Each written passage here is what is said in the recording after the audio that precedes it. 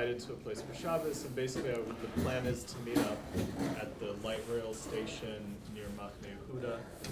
Obviously, I don't want to take my Rav Kav there, and I also don't want to walk, so would it be okay if I was to quickly hop on the light rail, scan my card, and get off like in the morning? Or is there an issue with that? One second, I'm not following. I want to make sure I pay, but I also... Oh, I see. So you want to pay twice in the morning? Pay once, but not take the ride. Like pay and then... Right, I understand that. Yeah. That'd be fine. The only question is, I think the way the system works is you can't really double charge. If you're within 90 minutes, it doesn't register. Isn't that right? I'm not saying double charge. I'm saying... Just to use it and don't go on, you mean? Yeah, don't get written on it. Yeah, that's perfectly fine, because who cares? As long as they're getting the money and you didn't benefit beyond the trips that you paid for. So I think that's going to be fine. That's a smart idea. Yeah. I have a question. Is Shomer Negiah, is it dOraisa or dRabbanan? And if it's dRabbanan, why did the rabbis enact it? Right. So this is an interesting question. The ideas of Negiah, hugging, kissing, affectionate contact with the other sex, if you're not married, is that a Torah prohibition or is that a rabbinic prohibition? So in point of fact, it's a big machlokas rishonim, as a matter of fact. The Rambam, Maimonides, the Rambam actually paskins that the iser of what is called, now this is not pure Negiah, I'll get to that, but Negiah shel chiba, which means affectionate touching, hugging, kissing, hand-holding. The Rambam says it's an iser dOraisa. Now you may ask, well, where does the Torah say that's prohibited? Because normally by all the arayos, it only talks about sexual relations. Don't have sexual relations with them. But the answer is by nida, it says, el eshes nida leisikrav, don't even draw near. So the Rambam understands that refers to chibuk, hugging, kissing, what is called Negiah shel chiba. And since nida is one of the forbidden arayos, this is an issue that applies to everything that is arayos. The Ramban, on the other hand, argues with the Rambam, and the Ramban says the word leisikrav by nida also refers to intercourse. dOraisa, you can hug and kiss, another woman, no problem. But rabbinically, it is prohibited, and the reason they prohibited it was very simple. It's a typical gezerah formulation. Thou shalt not hug lest you come to have intercourse because you get sexually aroused. All right, so that's a big machlokas, the Rambam and the Ramban. Now, huh? With a non-Jew or yeah, that's not nida. Are you talking about, can a Jew have Negiah with a non-Jewish woman? No, that's called arayos as well. We treat a non-Jewish woman as an erva. And generally, someone does not. So you use the example as a nida as an example. Yeah. And if it's not a nida. No. So according to the Rambam, nida is an example of an erva. So anything that's an erva has the issue of leisikruva. That's what the Rambam says, yeah. But the Ramban learns it's legamri midrabanan. Now, of course, you still have to keep the Rabbanans. Now, keep in mind, though, here's something else that's important to talk about, and that is the machlokas, the Rambam and the Ramban, is only the category of Negiah that is called Negiah shel chiba, affectionate touching, which means theoretically touching that's not affectionate is vaday not usher dOraisa, maybe usher dRabbanan, and that gives rise to the big shaila of shaking hands in the workplace. Let me explain what the issue is. Shaking hands in the workplace is not necessarily sexual, it's business. So, as you know, although the mainstream position in the Torah world is that this is improper, it's important to know that, and R Moshe Feinstein also paskins that it's improper, there were Rabbanim, particularly in Germany, and presently in the United States, that are makil, particularly if the woman stuck out her hand first. So I just want you to understand the basis for this. The basis for this is that shaking hands in a business relationship is not called Negiah shel chiba, and as a result, there are some opinions that matir Negiah that's not shel chiba, and even those who aser Negiah that's not shel chiba midrabanan, but if it's only an isur dRabbanan, it will be pushed aside for kavod abrios, not to embarrass somebody. That's the Gemara in Brachos, that isuri dRabbanan are set aside for kavod abrios, and the concept would be that not to respond to someone who puts out their hand is an insult to them, kavod abrios. Right? So that would be the svara for it, but the svara on the other side is that Negiah shel chiba doesn't have to be sexual. Even shaking hands is expressive of affection, and that's enough to characterize it as Negiah shel chiba. And once you have that characterization, even kavod abrios is not going to help you, because according to the Rambam at least, you're dealing with an isur dOraisa, and an isur dOraisa cannot be set aside even for kavod abrios. So that's kind of what's going on. Now, you may ask the following question. Is a man allowed to be a gynecologist, where he's physically touching women and the like, or physical therapist, many, many types of professions? So, like the idea that this is not Negiah shel chiba, and that would be mutter, so that would be fine, but the Rishonim say, even if you take the position that Negiah she'eino shel chiba is asur midrabanan, here the Rabbanan didn't make their gezerah in the context of professional activity, on the grounds that a professional is not going to want to ruin their reputation by crossing boundaries and the like. Now, whether that's true today or not, it's going to be an interesting question. Unfortunately, the Yetzirahs have gone up. On the other hand, you have the Me Too movement. In other words, it cuts both ways in a sense. In a sense, as the generation has become more and more and more preachus, on the other hand, it's harder to get away with things a little bit. So in a sense, there may be new boundaries that might allow Negiah she'eino shel chiba. Yeah. So Gemara Brachos, Daf Nun Gimel Amud Beis. There's a Maisa of Rabbi Bar Chana who he was in a caravan and he needed to return to the spot that he ate to make a bracha, but he didn't want to. He thought to himself, if I claim that I need to make a bracha back there and I tell this whole caravan to turn around, they're going to tell me that, oh, you're praying to Hashem. Isn't Hashem everywhere? Why can't you just do it here instead of there? Right. So my question is, why do we have to return to this place that we ate? If that is technically true, that like Hashem is always b'shamayim, Right. So that's a good question. Everyone knows the basic halacha that you are mechuyev to bench in the place where you ate. Yes, b'di'eved, if you forgot and you're on a bus already, you can bench wherever you are, but l'chatchila, it's a davar pashut, that you're not supposed to leave until you bench, and even if you left, you're supposed to try to go back and bench when it's possible, at least for Birkat HaMazon and at least for Al HaMichya. B'rei Nefashos, you're not mechuyev to go back for that. So the question becomes, you quoted a Gemara where people would say to a rabbi, oh, isn't God everywhere? Why do you have to bench? Is he only where you ate? So the question you're asking is a very good question. Why isn't that a good argument? That's a pretty good argument. Hey, God is here. God is everywhere. Why do you have to go back to where you ate? So part of the idea is that what is Birkat HaMazon about? Birkat HaMazon is about expressing gratitude, expressing thank you. And therefore there is this notion that you're not supposed to leave until you've completed your job. Meaning to simply say, when I leave, that means I'm going on to a new activity. And then, if I thank God after I'm doing something else, it's as if it becomes an afterthought. Oh yeah, I forgot to do that. And you have to look at it the other way around. This is your primary responsibility before you do anything else, including leaving. Now, you may say, well, maybe that's a good answer why you're not allowed to leave.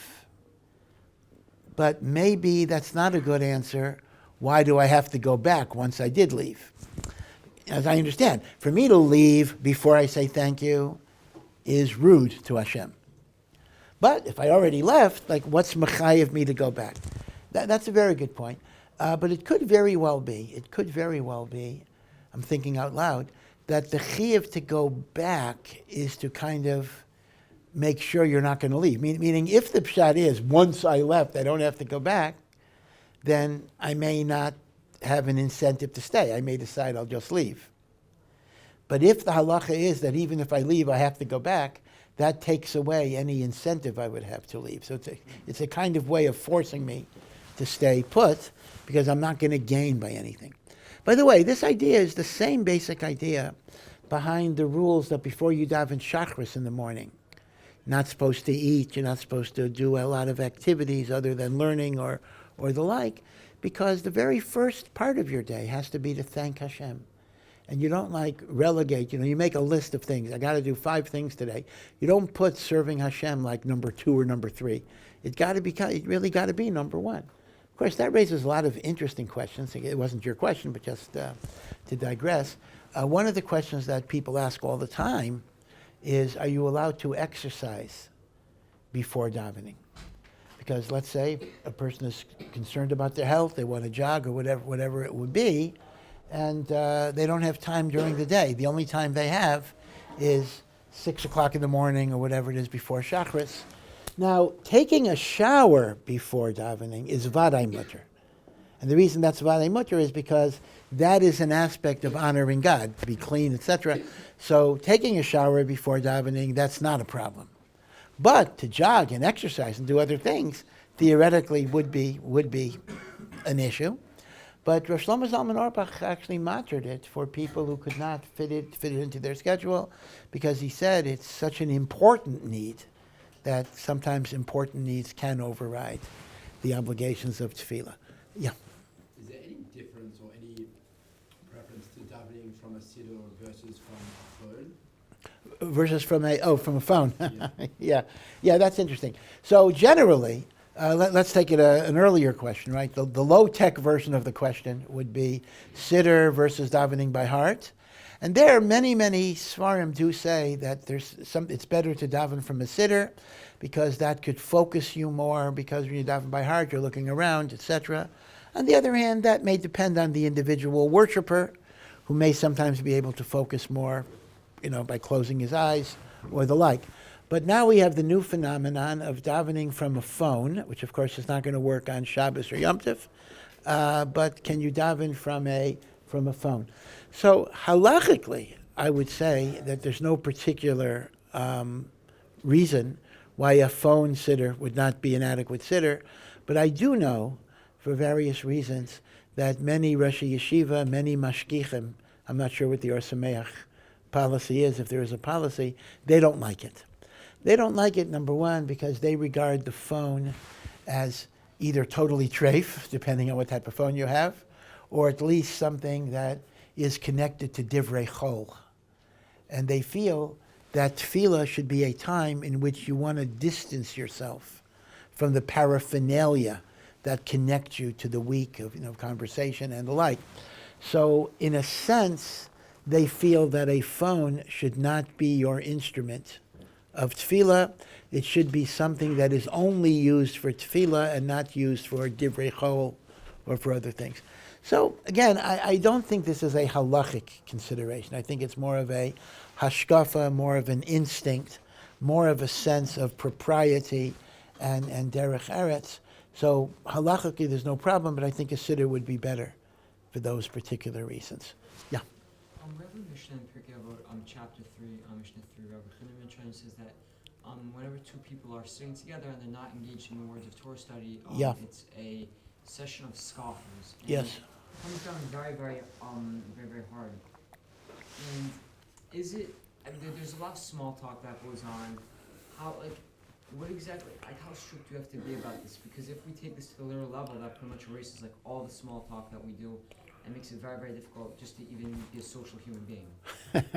Yeah, well, that's a good point. The Mishnah in Pirkei Avos, two people are sitting together, and there is no divrei Torah exchanged between them. By the way, the Meforshim say, even if each one of them is learning, but they're not interacting in divrei Torah, right? Not just they're not learning.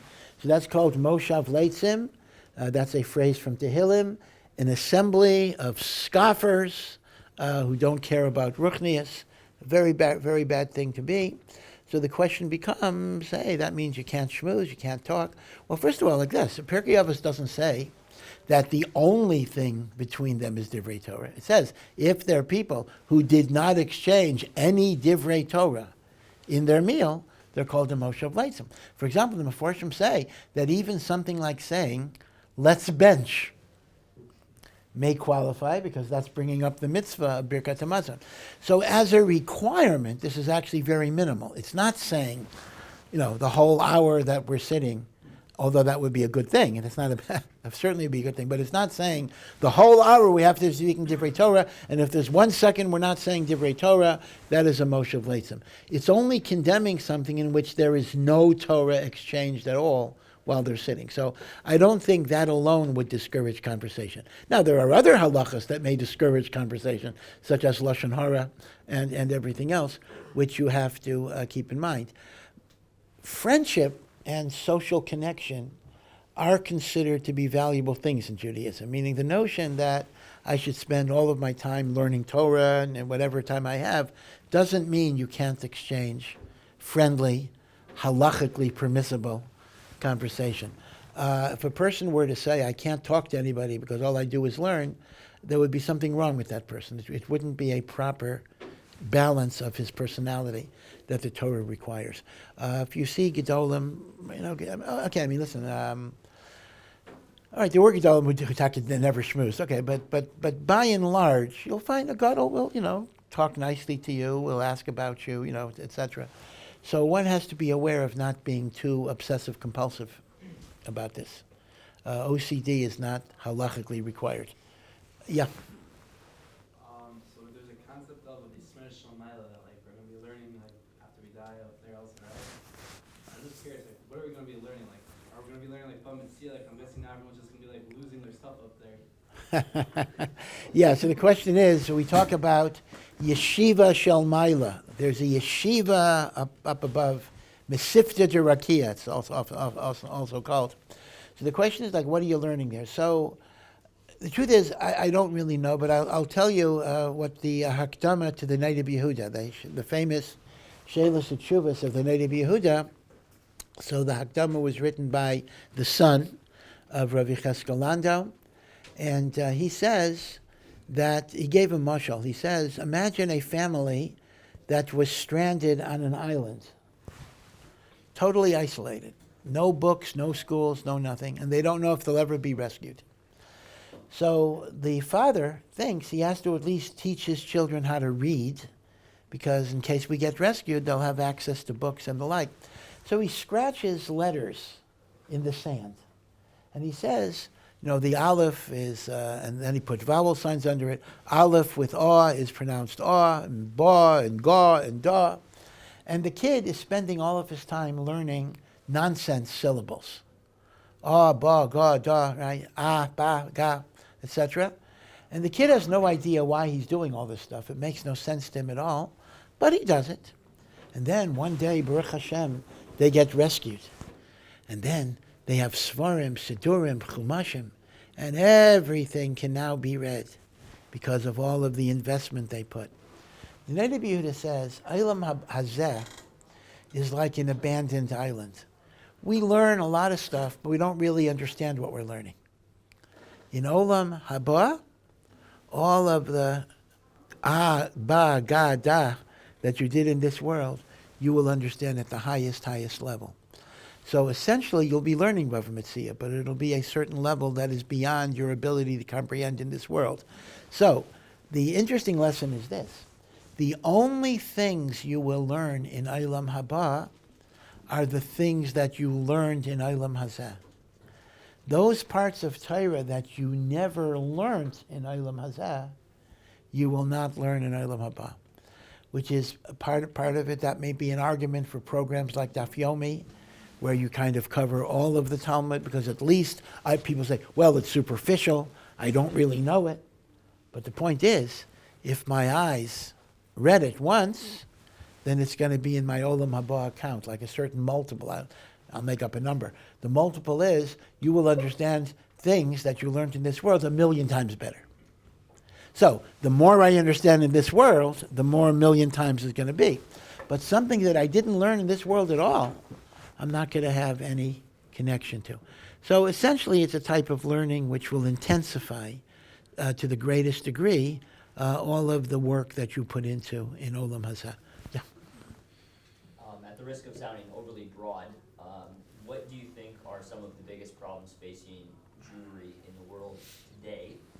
Whether that's things like intermarriage, education, other things like that, and are there things that we can do as we kind of go out and share the Christian in the world to try to help alleviate some of those issues? Yeah, the issue is State of the Union. What are the major problems of the Jewish world today, and what can we do to try to alleviate those problems? You know, I can't say that I have, you know, a global prescription, but, you know, intermarriage, Baruch Hashem, not so much in Eretz Yisrael, because whatever, although we have a little bit of a problem even here, but in the United States and other westernized countries, intermarriage is absolutely horrendous. In many parts of the United States, it is 7 out of 10 marriages with a Jew is with a guy. The other one is a non-Jew. That is horrendous, 70%. I think in Jewish history there has never been an intermarriage rate that was even close to that. And the problem with intermarriage is not only the sin of intermarriage, but what basically happens is that through intermarriage, a family gets totally disconnected from Judaism. If the woman is not Jewish, for sure the kids are not Jewish. That's the end of it. But even if it's the woman is Jewish, the kids are basically lost. Baruch Hashem, sometimes they come back. We have in Or Sameach, we have many kids who are products of intermarriage who come back to Judaism. But as grateful as we are for that phenomenon, that is a small minority of intermarriage children. So intermarriage is a tremendous problem. A lack of Jewish education, which is the cause of intermarriage, primarily, is the other problem. Those are problems in the Jewish community as a whole, and that creates an obligation on people to engage in outreach and kiruv in all of its various manifestations. Baruch Hashem, Jewish outreach has many successes, but it actually is a drop in the bucket in terms of the percentage of people that are being reached. Now, within the religious world, there are also some very serious problems within the religious world. Among them are divisiveness, polarization, lack of Avas Yisrael, not connecting to each other. And I will tell you a new phenomenon. Maybe I shouldn't even talk about this. No, you ask a question, I'll talk about it, but I would rather not talk about it. I call it the mir apikoros. We have a new type of problem that is existing in the yeshiva world, and that is people who were even born from, they were FFBs, born from, gone to yeshiva all their life. And they go from day school to yeshiva high school to yeshiva gedola. They're in Mir. They get married. They have kids. And they decide at 28 or 35 that they no longer believe. What's the proof any of this is true? Now, you would think that this would be a very rare thing, and it's still relatively rare, but like at least once a week, I got somebody, I don't mean to malign Mir in particular, but I use it just as an expression of people who are in the yeshiva world who stop believing, or at least they demand some proof. What on earth is going on? The Mir apikoros. Okay, I apologize to Mir, although some of them are from Mir. The Mir apikoros. What is going on? And part of it is that in our Jewish educational system, I'm talking about our frum system, we have been very weak in teaching the foundations of Jewish faith. So there are people who started learning Gemara at 6th grade, and they could do Rashi and Tosfos and all sorts of things, but they've never gone through, what are the rational arguments for God or for Torah and for everything else. So what is interesting is that you guys in Or Sameach are sometimes getting something that mainstream Orthodox kids don't always get. And that is, you get a background, at least from some of the teachers, in some of the philosophical foundations of Judaism. Now, the argument always was, well, if you're from birth, you don't need that stuff. You need that stuff if you're coming from college campuses, but a frum kid doesn't need that stuff. Well, I don't know. I used to think that was true, kind of, but I'm not really sure now. I'm meeting too many mir apikorsim. And part of the problem is, well, there are two problems with it. Part of it is emotional issues, because in Orthodox environments, when kids raise questions that are routinely discussed here, they're told, don't be a shegetz, you're not bikoris. So what happens is somebody feels that they're not being accepted and their questions are not being listened to. They're going to gravitate elsewhere. So, maybe I'm over-exaggerating the problem, but the problem is it hits me all the time. So it's very fresh in my consciousness. So that's a real problem within the Orthodox world, that we have to work on how to answer questions, how to deal with the foundations of emunah. Now, again, I've pointed out, Rabbi Gottlieb points out, Rabbi Tatz points out, all of us are on the same page here, that when people demand mathematical certainty, mathematical proof for the foundations of emunah, that is not a fair question. And indeed, when kiruv organizations make the claim that they can prove things 100%, they are guilty of false advertising. And in some ways, it's catastrophic, because when you set the bar so absolutely high, when you're not going to be able to meet that, the person's going to say, oh, the whole system is false. So the real way we have to approach it is that emunah is based on rationality. Judaism is a rational system. It's a logical system, and the probabilities are in its favor, Baruch Hashem. But they're still good. So it's not like blind faith jumping off a roof. But just because it's not blind faith doesn't mean there isn't a leap of faith once you have the rational structure and probabilities. So I do actually blame, I don't want blame, maybe it's not the right word, certain types of kiruv approaches that kind of say, like a salesman, 100%, you cannot deny the reality of something. Nothing's 100% really. I mean, there are truths that are absolute, but in terms of proving them, God did not design a system that's 100% provable for a very simple reason. If the system would be 100% provable, there would not be free will in operation. And there has to be a system where you could theoretically deny God, because then you have to make a choice. You see? So by definition, we live in a world of concealment. We live in a world of obscurity. But again, as I say, the mir apikoros, forgive me for I should ask mir's mechila, but I like the phrase. It kind of encapsulates the situation. Is a real problem within the Orthodox world, and I did not notice it till like the past 5 years. And I got an email today from somebody in Cleveland who works in kiruv, and he said in the past month he got a call from 8 FFB parents whose kids are in yeshivas. Eight parents in 1 month that say our children kind of are struggling with emunah issues. So that, I think, is a major problem we have to work on. Yeah. Here's a send-in. What's worse, smoking a cigarette or using open internet for an equivalent period of time? Yeah. The question is, you have 10 minutes to kill. So should I smoke or watch internet?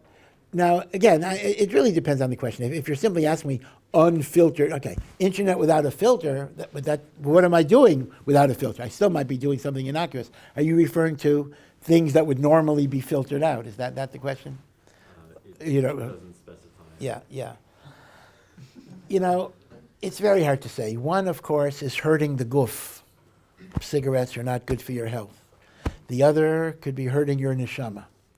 Now, it's true, you're not supposed to hurt your guf, and you're not supposed to hurt your neshama. 100%. We have a mitzvah to take care of our health. But on the other hand, if you have to choose between the guf and the neshama, I think the neshama has to be given priority. So it's the lesser of two evils, but don't fool around with your neshama, because that's the most precious, important thing that you have.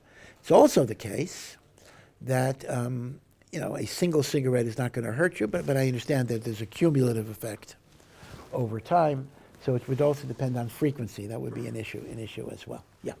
Here's a sentence. I know kavod haTorah is doche Talmud Torah, example, levaya of a gadol. But what else in this general category of kavod haTorah? Haknasa sefer Torah, Chanukah Sabayis of Yeshiva, Adirei Torah event, any smaller event? Yeah, so the question is, normally we take learning extremely seriously and we don't simply mavatel Torah for this or for that or for that, but to give public expression to the honor of Torah, we sometimes set aside actual learning, such as going to the levaya of a gadol and the like. So the question becomes, how far do you take it? Hachnasa Sefer Torah, they completed a Sefer Torah, various other events, opening of a cheder or opening of a yeshiva, dedication ceremony, and the like.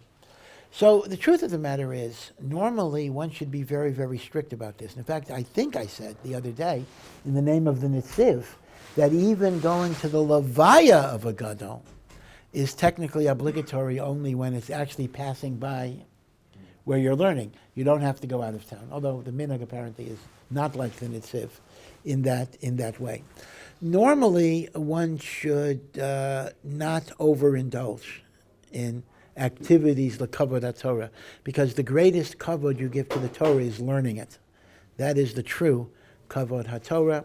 So I would not necessarily encourage going to openings of yeshivos or Achnasa Sefer Torah unless you're not learning anyway. So if my choice is, should I go out for pizza or to Achnasa Sefer Torah, yeah, go to Achnasa Sefer Torah. But if it's mamish going to cause you to be mevatel Torah, it's not kedai. In fact, they tell a story about the Chazon Ish. It's not a particularly unusual story, but I think it illustrates the point that the Chazon Ish was a sandik at a bris, and there were some Talmidim from Panovich that were there at the bris, and they gave him shalom, and he was very harsh with them. He says, "What are you doing here? Why are you here?" Meaning, he felt that, well, you have to go to every bris, you sit and you learn.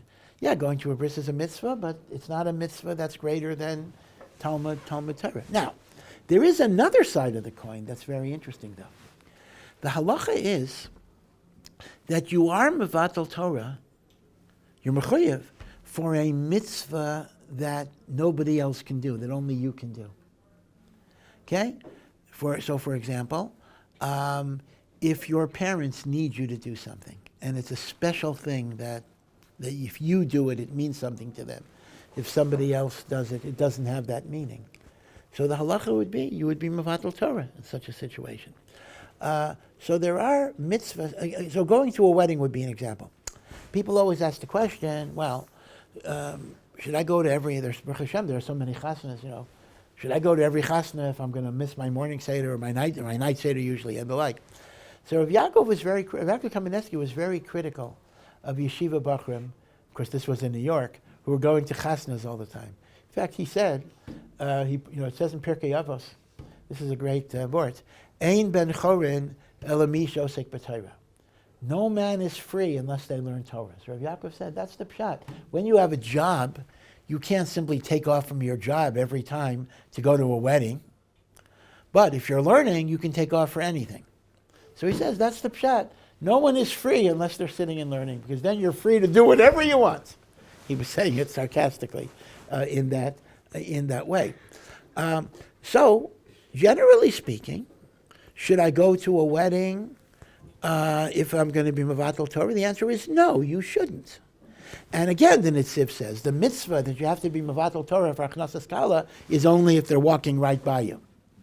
However, when you are a special friend, and your absence is going to make the chassan or the kala very sad, and your presence is going to give them exceptional happiness, that becomes a mitzvah that nobody else can do. And at that point, you go, you see? Are you just a regular guy, another guy, or are you somebody very special to that couple? And similarly, the other way around, if the wedding is going to be very, very small, so by your not going, there will be a diminishment in the simcha. So that is also a shikul, right? So the two situations where you go to a wedding, even if you're going to be mevatel Torah, is number one, when you have a special relationship with the chassan or the kala.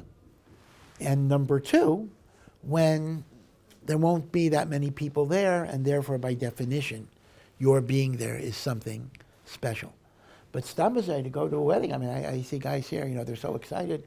They're going to go to America for this person's wedding and this person. I mean, they barely know the person sometimes, but they're so excited for some excuse to kind of go to a wedding, And, you have to take it seriously because bittul Torah is a very, very significant point. And sometimes you're mechuyev to be mevatel Torah, but other times it's actually forbidden to be mevatel Torah. Could you explain Moshe Feinstein's basis for saying that yishuv Eretz Yisrael is humus instead of humus? This is one of the things I get in trouble with because okay, little background. There is a machlokes Rambam and Ramban regarding the mitzvah of yishuv Eretz Yisrael, living in the land of Israel. Ramban says beferish, Ramban, Nachmanides, that yishuv Eretz Yisrael is a positive commandment in the Torah, even today when there's no Beis HaMikdash and no Melech. And this is mitzvah dOraisa of yishuv Eretz Yisrael. Now, what the Rambam's position is not so clear. The only thing I could say is he doesn't count yishuv Eretz Yisrael in the list of the 613. So there's actually a debate. Does he mean it's not a mitzvah? Or it is a mitzvah, but it's counted under some other category? But that's a machlokes itself, what the Rambam's shita is. But by and large, the conventional understanding of the Rambam is there is no mitzvah of living in Eretz Yisrael. It's a good thing, spiritual, but there's no mitzvah. So Ramban says, beferish, there's a mitzvah. Rambam says, by implication, let us say, there is no mitzvah. Okay.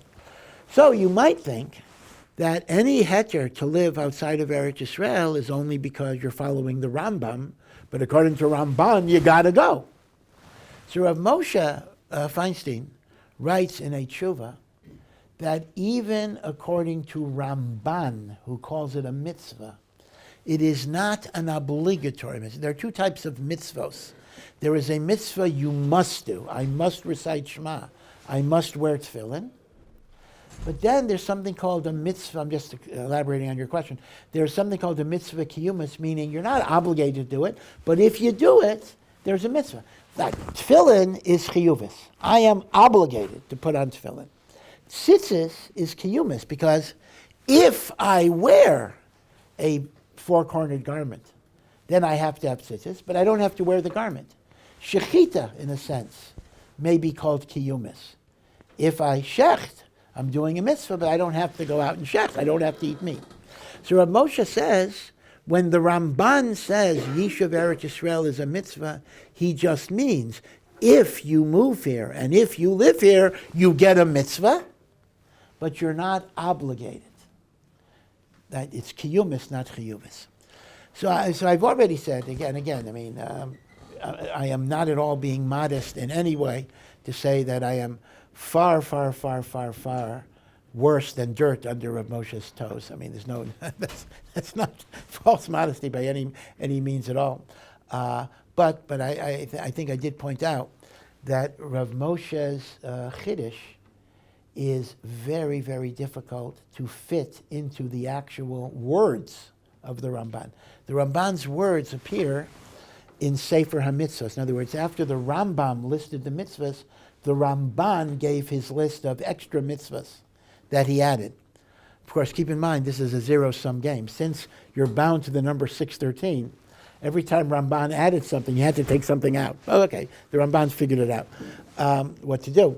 But in the Ramban's language, I believe, Imamish has the words chayav, chiyuv, obligated. So I agree with you. I don't really have an answer how you could interpret the Ramban as mitzvah kiyumis. Now, certainly what you can say, and this is for sure, is that even the Ramban would admit there are exceptions to the obligation. So to learn Torah, to find a wife, to make a parnasa. So I don't mean chiyuvis means every single person absolutely has to come. So that much is true. Maybe that's what Rav Moshe means, although the lashon is not mashma. But at least for people who don't have the reason not to come, it seems to be mamash a chiyuv. So Rav Moshe's characterization, again, lani estaitin, again, offer ani tachtav, is a tzorich in gadol, mamish. No hate mail, please. Yeah. When Gedolim think about limud Torah, when they're continuing to learn Torah in their head while doing other mitzvos, why is that not considered doing mitzvos in bundles? Yeah, that's an interesting question. There is a klal in the Gemara that you try not to bundle up on mitzvos because each mitzvah should have its own time and place. The example would be that on a cup of wine, you don't recite multiple mitzvahs, meaning when you bench on a cup, you don't use that cup for, the cup of wine that you use for kiddush, you don't use for benching and the like. No, the wine, I don't mean the physical cup. You don't do mitzvahs, chavilos. And that's because every mitzvah deserves its own kavod. So the question becomes, Gedolim commonly will be thinking of Torah learning while they're doing some other mitzvah, like putting schach on the sukkah. Now, I don't mean during davening, they shouldn't. During davening, taka, they shouldn't think of Torah learning. But I gave an example. I'm putting schach on the sukkah, so I'll be thinking of learning, or whatever it would be. So the question becomes, why isn't that a problem of not doubling up on mitzvahs? I think the difference is that the idea of not doubling up is only when you can do the mitzvah sequentially, meaning why double up? I'll do this mitzvah, then I'll do that mitzvah. With Talmud Torah, because Talmud Torah is a 24/7 mitzvah, you can never really say, well, I don't think in learning now, I'll think about learning later. No, because you're chayav now and later. So when it's a mitzvah that's not limited to a particular time, then there's no problem with bundling it up, simply because any second you lose cannot be made up. You can't make up lost Torah learning, in a sense, because I'm chayav all the time. So even if I do that time, I didn't make up this time, right? So that's why I think there wouldn't be the problem of chavilos. Yeah. How does learning from a goy work, and especially when yeshiva, everyone has a little bit of time, so how much time should we allocate to learning secular, not specifically how much time should we allocate, but what should be the thought process when thinking to learn something secular versus learning Torah? Now you're talking about secular like by going to college or just on your own to read books? Either. Okay. Yeah, so it's interesting. There are different opinions on this. The Gemara has a story that someone asked his uncle, I think it was Rabbi Yishmael, when can I learn secular wisdom? So he said, I'll give you exactly. Find a time that's not night and not day, and you can learn it then, because the Torah is v'gisa v'yom v'layla. You think about the Torah day and night. So any time that's not day and night, that's interesting. So you might think, isn't that bein hashmashos? No, it's not. Bein hashmashos is a suffix day or suffix night. So it's either day or night, or maybe it changes in the middle. So that's not going to help you. Even bein hashmashos is not going to help you, because that's not a not day and not night. So there was an idea that, or there is an idea that, there's no room at all for secular wisdom, and yet the Ramah himself brings in the Shulchan Aruch, that a person is permitted to make some time b'akroi on a temporary basis to augment his Torah knowledge with secular wisdom like science, mathematics, history, or the like, on the grounds that this will deepen his understanding of the Torah itself. In fact, there's a passage from the Vilna Gaon in the controversial Sefer Kol HaTorah, which some people say was a forgery, but Chaim Friedlander checked it out, and he said it was authentic. The Vilna Gaon said, for every measure of secular wisdom you don't possess, you are deficient in 10 times that amount of Torah that you don't understand. So, and the Rambam also describes it. The Rambam, of course, was very big in secular wisdom. Besides medicine, the Rambam was mathematics, the science of the time, which was largely Aristotelian, but the Rambam was thoroughly familiar with all of the science of his time, the Rambam describes his connection to those sciences. They were rakochot v'tabachot. Basically, they were kitchen workers. They were cooks, meaning they were secondary to prepare the food so I could understand the Torah in a better way. So the question becomes, and of course the Vilna Gaon himself commissioned it. You can actually probably get this in Hebrew books for free. He commissioned one of his Talmidim to do an English Hebrew translation of Euclid's geometry. The elements of Euclid translated in Hebrew. Ayo Mishulash. And that's Euclid. And this was Al Pi the Vilna Gaon's directive. So there is vadai a role in secular wisdom for at least two reasons. Number one, it can help you in parnasa. That's the basic idea. Get a job. But number two, it can help you have a deeper understanding of Torah and life by looking at the wisdom of the world. So the question then becomes, okay, there's room for it, the Ramah permits it. How much time? That's going to be a big. Issue. It's hard for me to say. I think it depends on the person. It depends on how much of your time you're able to learn. Sometimes a person needs a break, and this might be a useful break because you're using even your breaks for chachma and the like. But generally speaking, if I had to pull a number out of my pocket, I would say between an hour and a half is considered to be a legitimate akroi within the definition of the Ramah. My own Rosh Yeshiva, Rav Yaakov Weinberg, is Rav Noach's brother, Zichrono Livracha, claims that the school system, the secular school system, whether it's high school or college, was so inefficient that on your own you could learn in 1 hour what it would take a semester to kind of teach you in a college course. So he says that 1 hour a day you can have quite a good education.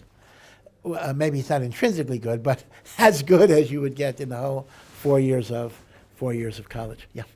We know that in Mishnah, for example, or in various other texts, but specifically Mishnah, that there are different girsot, different textual variants, and Yep.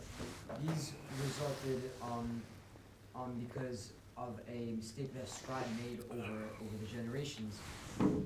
Is there any holiness to the girsot that we recite every day, let's say Pirkei Avot, and we don't know which is the real girsa? Is there holiness? And also from a Kabbalistic perspective, when we're saying that something like word letter by letter came from Moshe from Sinai, how exactly does that work when it's just a mere scribe's mistake? Right. So the issue is scribal error, different nusach, different texts, and these mistakes got introduced by transmission mistakes. So let me just address the second point. The notion of every word came from Sinai is not true when it comes to the Mishnah and the Gemara. God may have given the rules and the principles, but the actual textual formulations are not from Moshe Sinai. They are man-made, so that's not the problem. Your problem on that would exist if we had those differences in the Torah, the written 5 books of Moses. Okay, but in terms of Kedusha, is there Kedusha when you're learning what might be a mistake? Right, I'm learning a mistaken text. Now, I don't know if it's mistaken because I'm not sure if this is mistaken or that's mistaken. So, first of all, like this, a lot of mistakes don't even change the meaning, right? So that's not a problem, right? But let's talk about the worst case scenario where the mistakes are radically different meanings and one of them is just a mistake. The truth is there's still Kedusha. And the reason there's Kedusha is that God sanctifies the human effort of the Jewish people to try to understand his will. And even when we're making mistakes, we are learning Torah, trying to understand his will. And I'll prove it to you from other situations. You're talking about a mistake in Gersa. But let's look at the Gemara itself. A lot of the Gemara are Hava Aminas. Hava Aminas, meaning we thought this. And then we go and we prove that that's wrong. So, okay, all of that is wrong, and this is the way we go. Well, I spent an hour and a half, going over something that the Gemara is going to tell me is wrong. Did I waste my hour and a half? Was my birchas, and let's assume I didn't get to the maskana until the next day, was my birchas haTorah levatala that morning? The answer is no. Even the mistakes are part of Torah, because they are part of your effort to understand the will of Hashem. So a person shouldn't feel bad if I worked and I worked and I worked, barking up the wrong tree or going down the wrong road, because that is part of my connection to Hashem's Torah, even my mistakes. So that's what I would say to that. Yeah. Back to the question before that. Did your law education help you with Torah study, and if so, I'm just curious how. Yeah. So, personal question: did my did my legal education help with learning, Jewish learning? The answer is 100% it did. The question is whether the cost justifies the benefit. Meaning, if you ask me, are there benefits to a secular education in certain fields? In terms of learning, there is no question. Because number one, law school gave me a sense of how to organize things in a better way, which helps a lot in learning, a sense of how to address certain issues. I often found in legal education that when certain transactions were described, a light bulb went on. Oh, that's what the Gemara in Bava Metzia meant, because you described it in a modern way, right?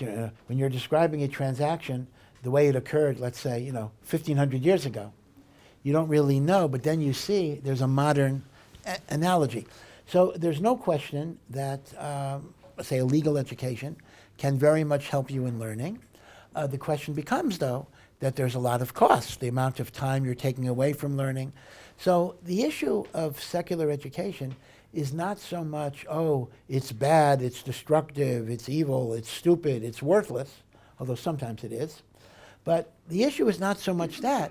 The issue are trade-offs and balances. Yes, there are benefits. Yes, there are valuable things you can get. But in the course of those benefits, there are things you're giving up. So the real question of cheshbon hanefesh that a person has to go through is, am I giving up more than I'm getting? And that's where you get into the question, right? So the rhetoric that all of it is worthless, that I think is overstated. But the cost-benefit calculus in life is a real question. Now, I've mentioned 1,000,000 times, I'll mention 1,000,001, my conversation with Rav Yaakov Koneski before I went to law school. And Rav Yaakov Koneski did not want to tell me one way or the other. He wanted me to decide, which is a very interesting model for how a gadol gives eitzah. But the one thing Rav Yaakov told me is that whatever you do, you have to use it for avodas Hashem. And that's the one thing that he said, that, you do this, you do that, your kollel, your law school, you got to find a way to fold it in to your service to HaKadosh Baruch Hu. Yeah. One thing I noticed in the Chumash is that we talk about, the firstborn has certain privileges, certain rights, but just when I look at the Chumash, it seems like the firstborn is repeatedly falling short. Moshe should have Aaron, Cain and Abel, Esau and Yaakov, Ephraim and Menashe. Yeah. It seems like there's an imbalance there. What is the reason for Yeah, that? this is 100% correct, that the whole story of Breitowitz, and you're right, even Moshe and Aaron is an example carrying over after the Torah, is the notion of the younger usurping the role of the older, the younger taking over. Yitzchak takes over Yishmael, Yaakov takes over Esau, Yosef rules over his brothers, Ephraim and Menashe. Ephraim is the younger brother, rules over Menashe. So the Torah seems to be what you might call in a cognitive dissonant state, meaning to say, on one hand, we talk about the Bechor, the firstborn, the double portion. Originally, before the Chet HaEgel, the Bechor was supposed to do the service in the Mishkan and later the Beis HaMikdash, right? The only reason the Bechoros got disqualified and Shevet Levi was chosen is only because of the sin of the Egel. Otherwise, the Avodah would have been done with the Bechor of the family. So I think the Torah is teaching us a lesson, meaning intrinsically, a Bechor does have a certain status and a certain chashivas. But the Torah also wants to teach me that ultimately what you do with your life is more important than the status into which you were born. Yeah, a Bechor is born into a privileged status. That is true. But the Torah wants to teach me that what really counts in life is what you do, not what you are. right? You are this, you are. In fact, even with a Jew that way. Yeah, I'm a Jew, right? So what am I supposed to do? I'm supposed to walk around just telling people, telling a guy, I'm better than you, I'm a Jew. Well, no. If a Jew doesn't live the way he's supposed to live, he's not better than the guy. He might be worse than the guy, right? So you got to take your status and turn it into something meaningful by virtue of the way you live. I still remember this when I was in 9th grade in high school. So there was a particular guy, he was a senior, and seniors, this is in Yeshiva, seniors had the senior lounge and everything else, and the only thing this guy had was he was a senior. So you walked into, hey, we're a senior, freshmen, get out of here, it was I'm a senior, but there was no accomplishment behind that at all. And that's kind of I'm a bechor, okay, you're a bechor, so what, what have you done with that status? Yeah. Okay. Yeah. Okay. There are some shows nowadays that disparage the Haredi or the ultra-Orthodox lifestyle, and I mean obviously they're not. The people who made those shows are not serious about looking into the issues in the Haredi community. They just want to kind of make Jews look bad. Yep. But a lot of people who are well-meaning watch those shows and think that is the actual way that Jewish communities are run.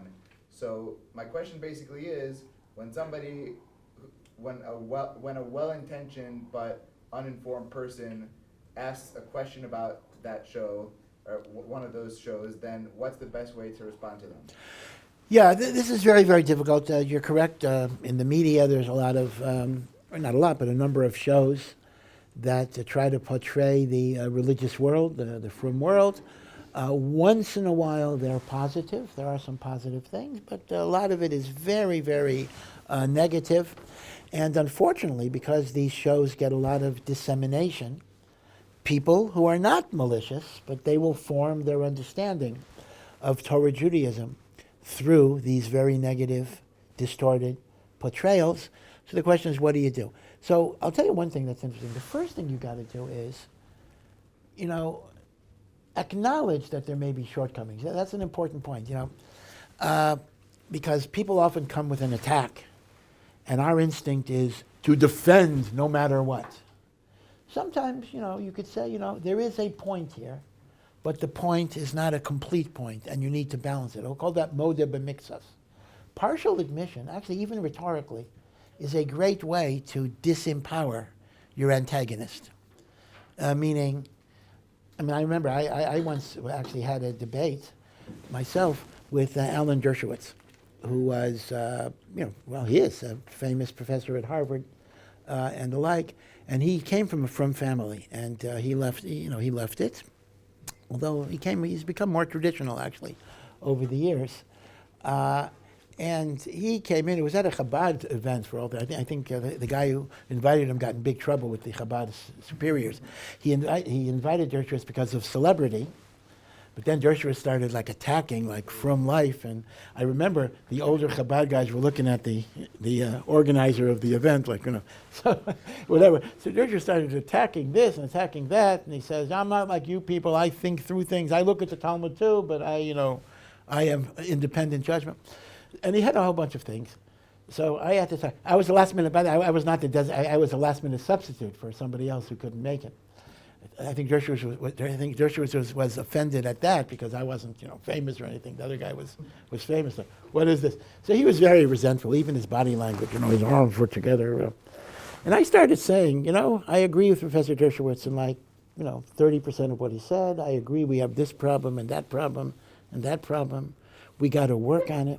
All of a sudden, you could see his body language started softening. He started, and he got very, very interested. And afterwards, he started saying, but there's a lot of good stuff about frum people too. And he started talking about the good thing. Meaning, instead of kind of trying to say, totally wrong, acknowledge, we do have problems, acknowledge it, but there's a much larger picture that you got to look at. And if you understand the whole picture, you'll see the beauty and you'll see the goodness. Okay?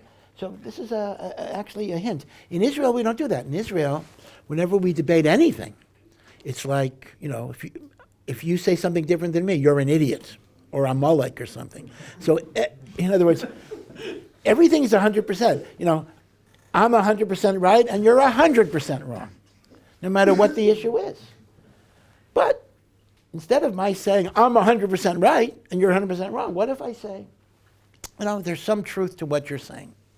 You're going to see that person's going to totally change the way he's going to be miyachas to your arguments at that point. So that's what I think you have to do. Yeah. What is the isser if there is an isser when someone says a certain action on Shabbos is not Shabbos-dik? Yeah, so, right, this is, we often say, when we don't know any particular halacha, we say, it's not Shabbos-dik. What is this, what is the idea? So first of all, the halachos are complicated, but there are halachos about what you're allowed to talk about and not talk about on Shabbos, meaning there are halachos besides the 39 malachos. Your speech shouldn't be about business, shouldn't be about commerce, shouldn't be about future plans that involve Chilul Shabbos. So some of not Shabbos-dik is connected to improper speech, which is actually part of the halacha. But then there is another concept. So that's a halachic, not Shabbos-dik.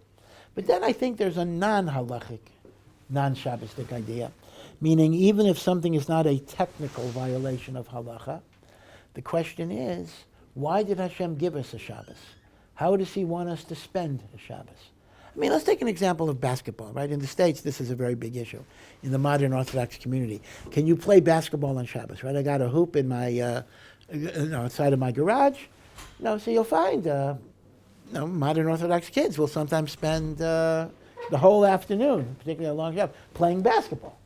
Now, is it usher to play basketball on Shabbos? Technically, probably not, at least if it's not on a dirt court. If it's on the dirt, that's one thing.